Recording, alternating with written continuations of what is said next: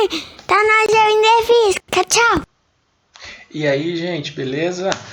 Voltamos, vocês aqui comigo, eu com vocês. Vamos começar a parte de ótica. Vocês sabem que é a minha parte preferida e eu sei que é a de vocês também. Riram? Era para rir, que piada. Enfim, gente, eu sei que vocês têm uma série de traumas com ótica, mas vamos lá. Vamos descer a bucha que o negócio não é complicado, tá certo?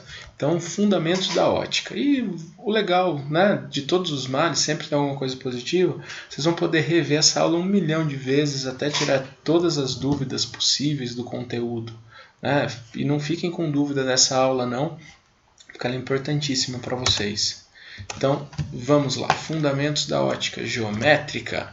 O que vocês precisam para fazer uma ótica geométrica legal aí? Primeiro, saber um pouquinho de geometria de triângulos, né, incluindo a semelhança de triângulos, eu estou dando destaque, e trigonometria do triângulo retângulo, tá? Isso aí são os pré-requisitos básicos. É lógico que hora vai precisar de uma coisinha a mais, hora fica mais tranquila a parte matemática, mas quem está muito perdido nisso, dá uma aprofundada nesses assuntos, tudo bem? Minha carinha está aparecendo ali em cima, mas o arquivo de PowerPoint vai ser disponibilizado, então o que minha cara atrapalhar, vocês compensam depois visualizando, acompanhando o documento inteiro, tá bom? Definição. Aqui, gente, essas partes aí de definição, fica aí para vocês darem uma lida depois, eu coloquei para isso. Se eu ficar lendo tudo isso, vocês sabem ler também, tá certo? Pausa o vídeo aí e dá uma lida. Joia. Agora que você já pausou e voltou, aqui só a parte de ótica geométrica, né? Ramo da ótica baseado no princípio da propagação retilínea da luz, nas leis de reflexão e refração. Então, o nosso curso de ótica vai ser basicamente trabalhar reflexão e refração com vocês, tá certo? Lá em cima, nessa definição aqui de ótica, a hora que fala de ótica física, interferência, polarização, isso a gente vai ver lá do meio do ano para frente, na parte de ondulatória. Aí a gente vê um pouquinho dessa parte de ótica física, tá bom? Mas aqui na ótica geométrica, reflexão e refração basicamente. Tal ramo permite compreender a formação de imagens por sistemas ópticos, espelhos que vai trabalhar com reflexão e lente que vai trabalhar por refração, bem como ela é percebida por um observador. Tudo bem? Seguindo aí. Então agora nós estamos falando de luz. O que é a luz? Né? É a radiação eletromagnética sensível à visão humana. Então quando a gente define luz, a gente está colocando a nossa percepção, o nosso antropocentrismo aí na jogada. Então, luz é aquilo que o ser humano vê, tá? E de novo aqui, ó, eu dei os valores, porque vocês vão poder voltar a consultar essa aula depois. Mas essa parte de nanômetros, né, que é o comprimento de onda, deixa para ver lá em ótica física, tá? Ou em ondulatório. Mas enfim, é aquilo que a gente pode ver. Vai ter mais para frente, mas o que a gente pode ver? Luz vermelha, luz alaranjada, amarela, verde, azul, anil e violeta, tá? São 7 cores que a gente pode ver que estão compreendidas entre esses comprimentos aqui. Para a ótica geométrica, é interessante conhecer a trajetória seguida pela luz, chamada de raio de luz. E aqui ao lado a gente tem a representação de 3 raios de luz, ó. Um raio de luz, outro raio de luz e o terceiro raio de luz, tá certo? Então, o raio de luz não representa a luz em si, mas a sua trajetória. Então, se eu quero saber de onde a luz partiu e para onde ela vai, de onde ela partiu e para onde ela vai, eu uso um raio de luz ou um raio luminoso, tá bom? E dentro dessa história de raios de luz, eu vou falar de feixe de luz para vocês. É um conjunto de raios luminosos contido num pequeno ângulo sólido, que podem ser paralelos ou quase paralelos. Então, aqui está a referência também, né? Ó, um feixe paralelo, um feixe cônico divergente e um feixe cônico convergente. Veja que esses dois caras são bem parecidos, mas aqui o vértice do cone é a origem e aqui o vértice do cone é o destino dos raios de luz, tá? Guardem bem esses 3 tipos de feixe de luz aqui que a gente vai trabalhar bastante com eles mais para frente. Hoje não, mas mais para frente a gente vai trabalhar bastante. Então, como essa aula é só para definição, gravem isso. Bom, fonte de luz. Vamos classificar uma fonte de luz. Então a gente pode classificar as fontes de luz quanto ao tamanho.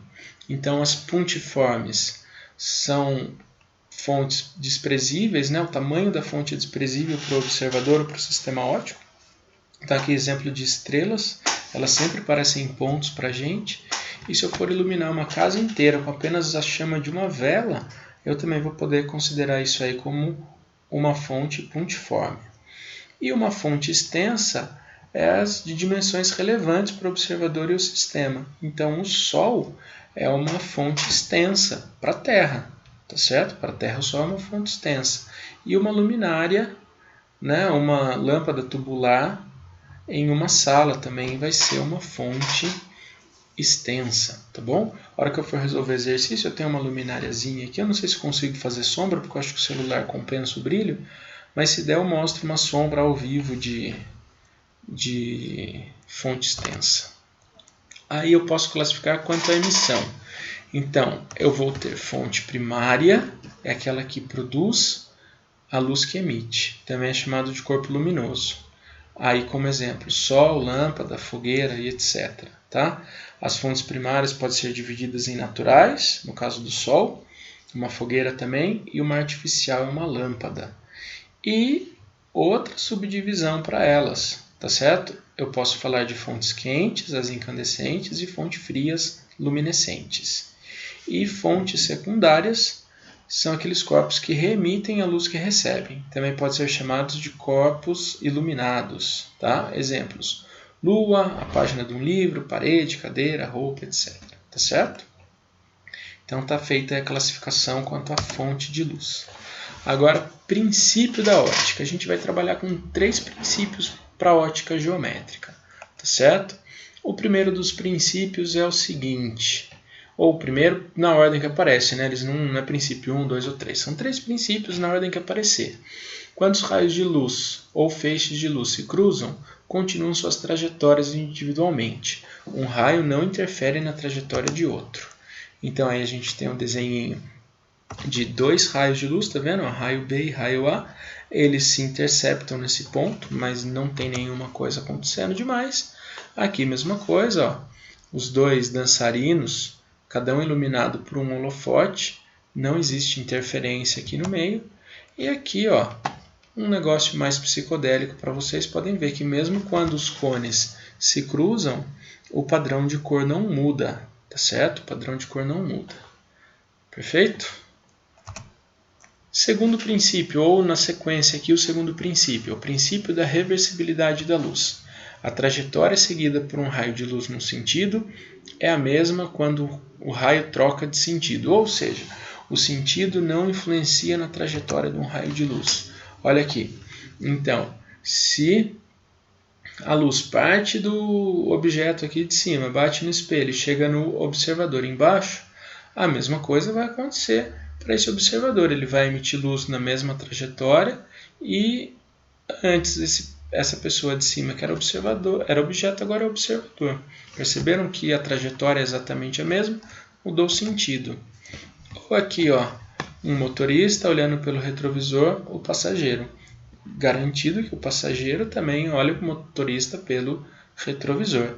Então, quando você estiver dirigindo e espiando alguém pelo retrovisor, se esse alguém estiver olhando para o espelho, também vai estar te vendo dirigindo, certo? E mais um desenhinho aqui, ó, a mesma coisa, agora a lanterna atingindo esse espelho na vertical e depois na horizontal. Se eu ponho a lanterna atingindo primeiro na horizontal, reflete na vertical, vejam que a trajetória é a mesma. Maravilha? E o terceiro na sequência que aparece, eu deixei ele por último, porque a gente vai ver consequências já desse princípio. Então, por isso que ficou aqui na sequência o último deles. Em meios homogêneos e transparentes, a luz se propaga em linha reta. Tá certo? Então, ó, meio transparente, um objeto está emitindo luz e essa luz chega no observador. Aqui é a representação da trajetória. Aqui, mesma coisa. Ó. Observem uma fonte extensa, ela emite luz em linha reta aqui nas tangentes desse obstáculo, e aí vai ter uma formação de penumbra e sombra. É lógico que existe luz aqui também, mas não interessou desenhar para esse caso. E aqui, ó, se eu colocar 3 obstáculos com furos alinhados, eu consigo perceber a luz da vela. Por quê? Porque a luz se propaga em linha reta, certo? E agora, uma consequência direta desse princípio é a formação de sombra. E a gente vai ver a partir de uma lâmpada pontiforme. Vocês podem falar para mim, puta, lâmpada enorme. Mas aqui vocês vão ter um pouquinho de tolerância, né? Se eu colocar uma coisa pontiforme aqui, não tem graça o exercício. Então, aqui, ó, imagina que essa lâmpada está emitindo luz para todas as direções, a sala está perfeitamente iluminada. Qualquer ponto da sala recebe luz. Tudo bem? Vocês vão imaginar também que essa sala ela é completamente pintada de preto fosco, então não vai existir reflexão de luz aqui dentro. Olha só, eu vou desenhar agora a mesma luz, porém eu coloquei um obstáculo no meio do caminho. Então, nesse obstáculo aqui, ó, vejam que os raios de luz que continuariam sua propagação são absorvidos, são bloqueados. Então, esta região toda aqui, ó, esta região toda não recebe luz, tá certo? E uma região não iluminada, tá certo? Uma região onde não tem luz chegando até ela, a gente chama de região de sombra, tá bom? E a ideia agora é calcular qual é a projeção dessa sombra no chão, qual é o tamanho da projeção. Então, para isso a gente vai usar a semelhança de triângulos. Percebem que apareceu um triângulo aí, tá certo? E agora apareceu outro. Então, temos agora os pontos A, B, C, D e E, tá certo? Para conter todos esses dois triângulos. Vamos projetar o triângulo ADE. Vamos projetar também o triângulo ABC, tá certo? Então, a gente tem aí dois triângulos semelhantes, tá certo? Então, vocês conseguiram ver? Volta aqui, ó, os dois triângulos.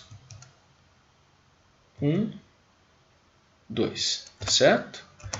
Bom, desses dois triângulos, o que nós vamos fazer agora? Temos a altura do triângulo maior e a base do triângulo maior. Gente, aqui ficou B e B mesmo, era para ser um B minúsculo, mas eu já vou usar B minúsculo aqui, tá bom?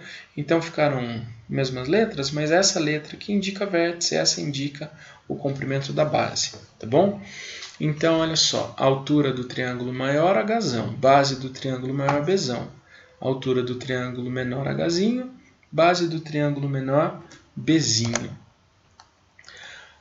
Se eu for seguir princípio de semelhança de triângulos, né, o triângulo ABC é semelhante ao ADA, ADE, então, base menor, base maior, base menor para altura menor é base maior para altura maior. Tá? Então, com isso a gente encontra a sombra. Vale lembrar que o segmento BC, esse segmento aqui, é o comprimento da projeção da sombra.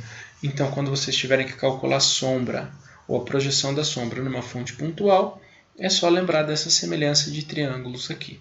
Tudo bem? E se a minha fonte de luz agora for extensa, estão vendo aqui? Ó, tem uma lâmpada tubular, e eu quero entender como que vai funcionar. Olha só, então eu estou pegando os extremos da lâmpada, estou representando em cor diferente, só para vocês perceberem, né, que o verde vem do extremo esquerdo, o roxo vem do extremo direito, só isso. Né? A lâmpada aqui, eu estou considerando uma lâmpada que está emitindo luz branca, tá bom? Isso aqui é só a trajetória, não é a representação da luz, lembra que a gente discutiu isso. Então, vamos lá, coloco o obstáculo agora e vamos ver o que acontece. Se eu pegar só os raios de luz que atingem os extremos do obstáculo, então eu pego o extremo da fonte, dois extremos, e o obstáculo, dois extremos, eu vou ter aqui definido as minhas regiões.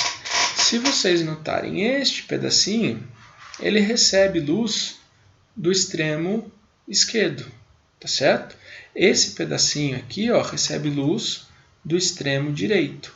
Já essa região central não recebe luz nem de um corpo, nem de um extremo, nem de outro. Quer dizer, não recebe luz de nenhum pedaço da lâmpada.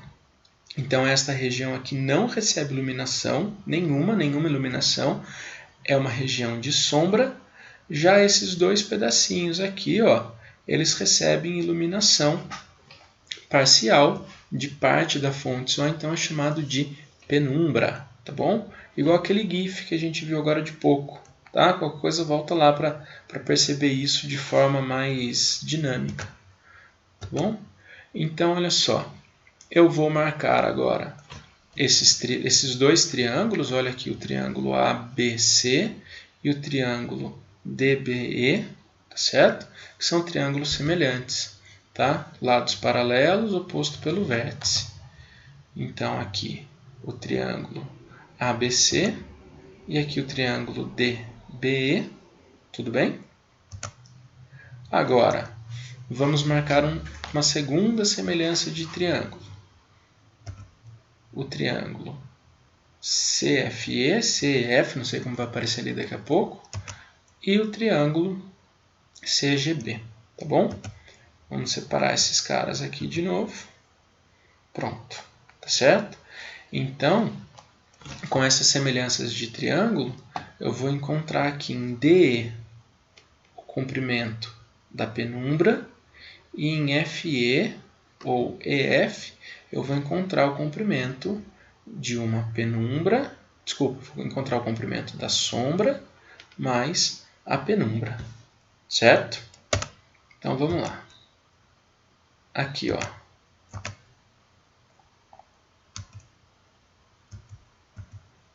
Eita, Lele, bagunçou tudo. Espera aí, vamos voltar um pouquinho isso. Vamos voltar. Vou dar pausa aqui, ó.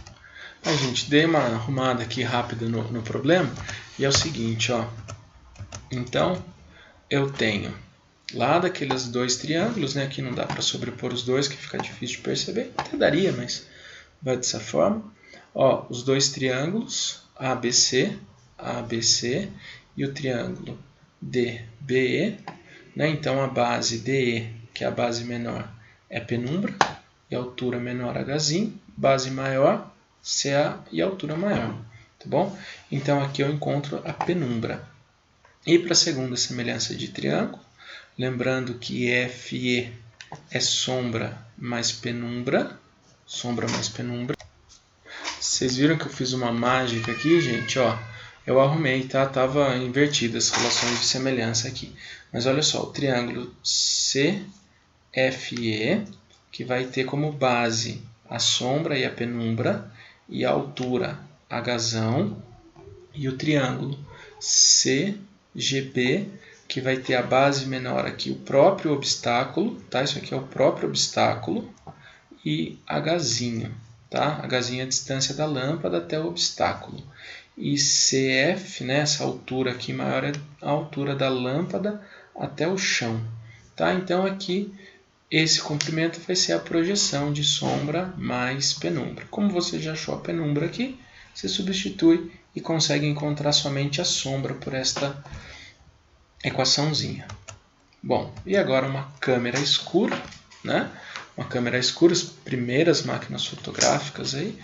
Qual é a ideia de uma câmera escura? Tem um furo muito pequeno aqui, ó. Eu vou formar uma imagem nítida e de cabeça para baixo. Isso quer dizer uma imagem invertida, tá certo?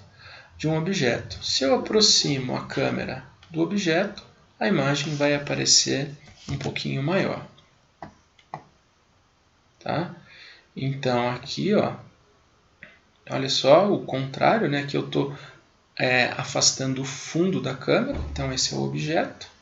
E aqui, se o fundo da câmera for perto do orifício, uma imagem menor. Se o fundo for um pouquinho mais distante, uma imagem maior, tá bom? E olhem aqui esse GIF, ele está mostrando que o pé do 1 joga a luz lá em cima, a cabeça do 1 joga a luz lá embaixo, a direita do 1 joga a luz na esquerda. Então, eu mostro aqui para vocês não só que a imagem é invertida, mas ela também é revertida. O lado direito corresponde ao lado esquerdo, tá bom? Como que eu vou trabalhar com uma câmera escura? De novo com a ideia de semelhança de triângulos, tá certo? Então, observe que eu tenho o triângulo ABX, aqui é o triângulo formado pelo objeto, e a linha B'X, esse triângulo aqui, é o triângulo formado pela imagem, tá? Então, O é o objeto, I é a imagem, a distância do objeto até o orifício e B é a distância da imagem até o orifício.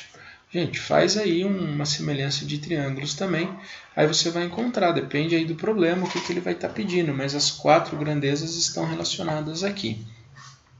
A imagem formada vai ser sempre virtual, invertida e revertida, tá certo?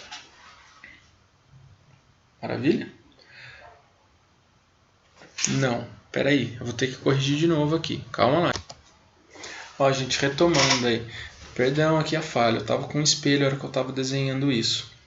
A imagem é real, tá certo? A imagem é real. Maravilha? Por que é real? Porque ela é projetada aqui no anteparo. As primeiras câmeras escuras tinham a função de fotografar objetos. Então eu projeto luz realmente no fundo da máquina ou da câmera, então ela é uma imagem real, tá certo? E imagem real é invertida. Tá bom, gente? Imagem real é imagem invertida. Certo? Real invertida. Corrigiram aí? Aqui estava escrito virtual anteriormente. Corrijam aí quem anotou isso. E está aí a forma certa agora. Ela é real. Joia? E agora para falar de cor da luz. Aqui, observem a luz branca, atinge um prisma e eu vejo o espectro de luz. Tá certo?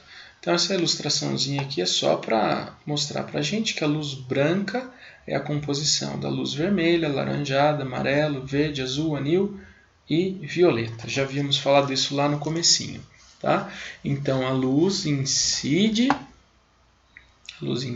aqui no prisma, né? A luz branca, e ela é espalhada. Então isso aqui é para mostrar realmente que luz branca é a composição de todas as cores, tá bom? E agora a cor em um corpo, que é um pouquinho diferente de cor da luz, agora é a cor de um corpo, tá bom? Uma coisa bem importante que vocês têm que gravar é que um corpo não tem cor. Um corpo, fonte secundária, tá certo? Um corpo, fonte primária, tem cor, porque ele está emitindo luz própria. Volta lá nas definições se está com dúvida nisso. Mas eu estou falando de um corpo, fonte secundária. Um corpo, fonte secundária, ele só é capaz de refletir luz. Então, ele não tem cor própria. Ele reflete a luz que chega nele. E existem algumas regrinhas aqui para a gente determinar a cor de um corpo. E ela pode mudar a depender da luz que ele recebe. Então, observem aqui, ó, temos uma bandeira, tá certo? Esse desenho aqui é o da apostila. E eu estou incidindo luz policromática. Eu vejo que aqui tem as 7 cores incidindo no branco. O que vai ser refletido? As 7 cores. A gente acabou de ver que branco é a composição de todas as cores. Se o branco é a composição de todas as cores, o que vai acontecer? Se eu emito luz policromática no branco, ele pode refletir qualquer uma dessas cores. Então, a luz que incide aqui vai ser refletida, certo? Qualquer cor que incidir no branco é refletida. Agora, no verde, o que significa verde? Por que ao receber luz branca, esse cara fica verde aos nossos olhos? Porque ele só vai refletir luz verde, tá certo? Então, qualquer coisa que vocês olham sob luz branca verde, significa que ele absorveu todas as cores do espectro, exceto o verde. Ele só está refletindo luz verde, tá bom? E agora, observem a mesma bandeira, né, que sob luz branca é verde, branca e vermelha, agora sob luz monocromática azul. Luz monocromática azul. O que essa pigmentação sabe refletir? Olha aqui, ela sabe refletir verde. Chegou verde? Não, então ela não reflete. Se não reflete, aqui eu tenho ausência de luz. E a nossa percepção da ausência de luz é preto, tá certo? A região central da bandeira, ela sabe refletir qualquer cor. Então, se incide azul aqui, reflete azul. E essa última região aqui da direita, ela sabe refletir vermelho. Se incidiu azul, não tem reflexão. Então, aos olhos de um observador, essa bandeira é preta, azul e preta, certo? Porque aqui só sabe refletir verde, aqui só sabe refletir vermelho. Se chega a luz azul, não reflete nada. E por fim, aqui, né, observem um objeto que é branco recebendo luz branca. Ele vai refletir branco, eu vou ver esse objeto branco. Agora um objeto recebendo luz branca, se eu vejo verde, significa que ele refletiu verde. Maravilha, gente? Agora, aqui não está esse contexto, mas não está aqui. Fechou. Essa é a discussão que eu queria fazer com vocês. Então a parte teórica da aula foi concluída. Vocês, por favor, façam os exercícios agora. Façam rapidinho antes de ver a minha resolução, para dar tempo de correr lá no Hangouts, tirar alguma dúvida comigo se tiver, tá bom? Pause o vídeo aí, que eu vou pausar aqui e preparar para a resolução. Retomando então, gente, e vejam que eu já pus aqui uma folhinha para eu ir resolvendo com vocês o que precisar. Mudei um pouco a câmera, agora eu vou ler aqui o exercício. Eu sei que vocês têm a apostila à disposição, mas eu acho interessante ler para a gente tirar pontos importantes, a ênfase que eu dou na leitura, enfim. Alguma coisa sempre sai aí de ganho na leitura do exercício.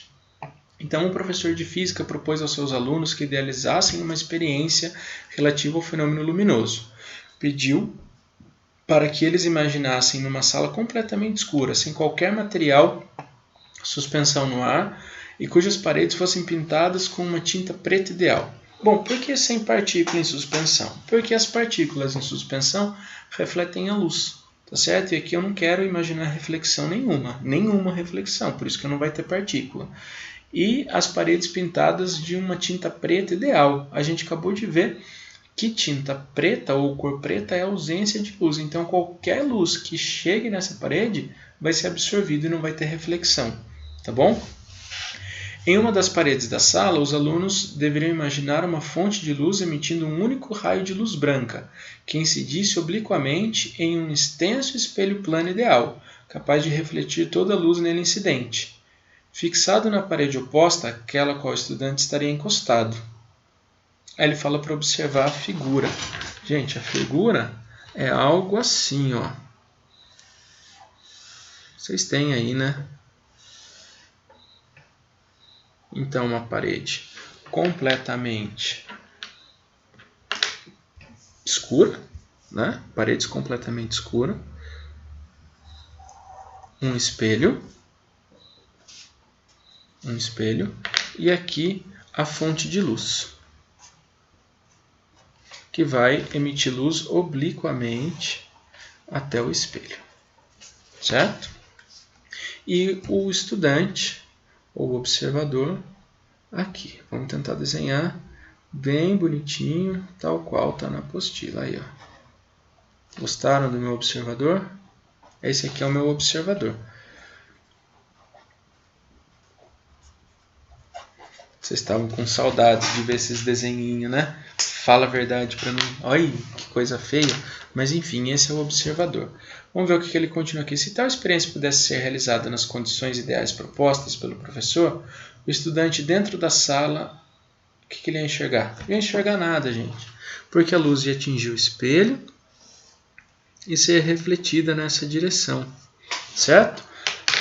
Vejam, a luz atinge o espelho e reflete. O quanto dessa luz chega no olho do observador? Zero. Não tem luz chegando no olho do observador. Se não tem luz chegando no olho do observador, o que ele vai perceber? Nada. Então ele não enxergaria nem o espelho, nem os raios de luz. Tá certo? Ah, mas nem o espelho. Não, ele não vai enxergar nada, porque para ele enxergar, luz tem que atingir o olho, né? Essa é uma coisa importantíssima. A gente só enxerga se luz chegar até nosso olho. Nosso olho não tem o poder de ir lá e encontrar o que vai ser observado. Nosso olho tem só o poder de captar o que chega nele. Nesse exemplo, a luz atinge o espelho e reflete. Não chega a luz da fonte no observador, não chega a luz do espelho no observador. Ele não enxerga absolutamente nada. Tá certo? Então, nesse exercício, vocês marcam letra C, tá? Vocês marcam letra C. E vamos ao exercício 2. Chique. Então, o exercício 2 ele fala assim, ó, um jovem fotógrafo, antes para, resolve e depois volta. Joia? Voltou? Então vamos lá. Um jovem fotógrafo segura uma câmera escura de orifício que produz uma imagem com 20 centímetros de altura de um pinheiro observado. Gente, então o meu pinheiro, não vou desenhar um pinheiro aqui para vocês. Não sei desenhar um olho, você vai desenhar um pinheiro. Então isso aqui vai ser a representação do meu pinheiro, uma seta. Tá bom? Isso aqui é o meu pinheiro. E eu vou representar tudo com seta. Aqui vai estar representada a minha câmera de orifício. Como vocês viram lá,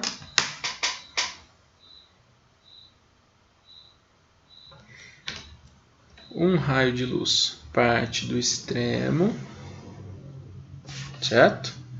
Outro raio de luz do outro extremo. E aqui, que porcaria de desenho. Tá? A câmera escura tem que ser maior aqui para dar certo. O que acontece? Esse é o A, certo? O raio de A está vindo aqui embaixo. Esse é o ponto B. O raio que parte de B está atingindo a câmera escura lá em cima. Então, o que acontece com o meu pinheiro? B é a base do pinheiro e A é a copa. Então, eu vou ver um pinheiro de ponta cabeça, certo? Com 20 centímetros. Tudo bem? Pinheiro vamos chamar de altura H. Isso aqui de A. E isso aqui de B. Tá? Agora ele quer ver esse pinheiro, a imagem do pinheiro, mantendo o alinhamento da câmera. O que ele fala? Que esse jovem gostaria que a imagem tivesse reduzida a metade. Então eu quero produzir uma imagem que tenha metade dessa altura. Mas para esta condição aqui, eu vou ter que a altura do pinheiro por A é igual a 20 centímetros sobre B. Tá? Olha só, a altura do pinheiro é um parâmetro fixo. Eu não tenho como alterar a altura do pinheiro. O comprimento da câmera escura, ou a distância do orifício até a imagem, também é uma grandeza fixa. Eu não tenho como mexer isso, tá bom? Então, se eu quiser uma imagem com metade do tamanho, o único parâmetro que eu tenho para modificar é o A. Agora, que é a distância do objeto até o orifício. Agora, se A aumenta, o que tem que acontecer com o tamanho da imagem? O que vocês acham? Né? Vejam, se A aumenta,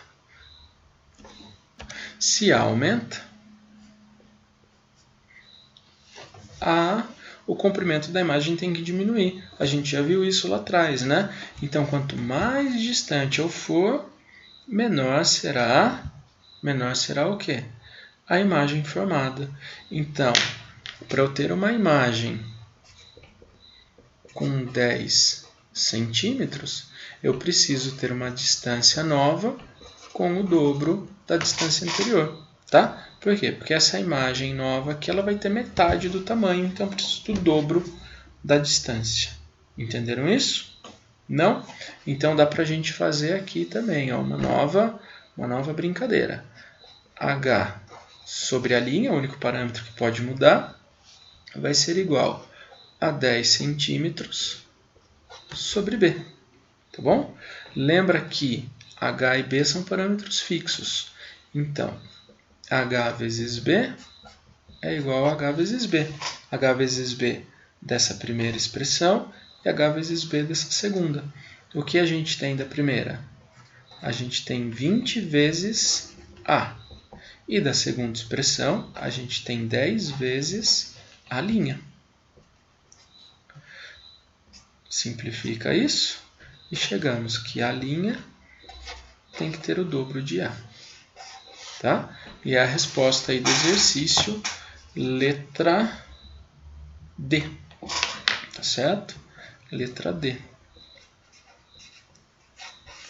Ele fala que afastar-se do pinheiro é uma distância equivalente à inicial. Se ele está A e afasta mais A, vai parar em 2A. Tudo bem? Agora, parem por aí. Leiam o exercício 3 e depois vocês voltam no vídeo. Turma, aqui é o seguinte, ó. Eu tive que puxar agora a apostila aqui porque eu tenho que comentar com vocês e fazer a leitura. Observe atentamente a imagem abaixo. Temos uma placa metálica de fundo preto sobre a qual foram escritas palavras com cores diferentes. Supondo que as cores utilizadas sejam constituídas por pigmentos puros, ao levarmos essa placa para um ambiente absolutamente escuro e a iluminarmos com luz monocromática azul, as únicas palavras e cores resultantes, respectivamente, que serão percebidas por um observador de visão normal, são. Então, aqui, ó, gente. Eita! Aqui. Por que eu vim para cá? Para vocês poderem olhar o ponteiro e a gente se entender. O exercício ele fez uma série de bagunça aqui. Ele coloca amarelo escrito em cor vermelha, azul escrito em cor verde, branco. Isso aqui é só para confundir. A princípio, esqueçam isso. Eu só estou emitindo luz azul nessa placa. Só emitindo luz azul. O preto, o fundo dela sabe refletir azul? Não. Então o fundo continua preto. O vermelho sabe refletir luz azul? Não. Então fica preto. O verde reflete luz azul? Não.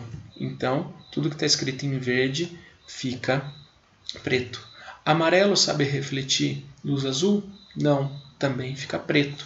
Então quem vai ficar azul? O que está escrito em branco e o que está escrito, obviamente, em azul. O que está escrito em branco, porque ele sabe refletir todas as cores, e o que está escrito em verde, porque ele sabe refletir verde. Tá certo? Então, observem que o preto será lido em azul, o verde será lido em azul e o vermelho será lido em azul. Tá bom? Então, o que eu consigo ler? Eu consigo ler preto, verde e vermelho. Tá certo? Então, tá vendo que é bem confuso isso. Mas eu consigo ler o preto escrito em azul, o verde escrito em azul e o vermelho escrito em azul. Tá? E quais são as cores resultantes aqui? Quais são as cores que de fato eu percebo? Preto, que não é cor, é ausência de cor, mas tudo bem, né? A gente percebe preto, e azul. Certo? Então, consultando as respostas, a gente tem letra B. É isso? Eu fui lá conferir e já perdi na memória. Peraí. Isso, conferir de novo. É letra B a resposta. Certo, gente? Agora, ó, vocês têm uns 10 minutinhos ainda. Conecta rapidão lá no Hangouts e vamos tirar dúvida comigo. Falou, gente? Até mais.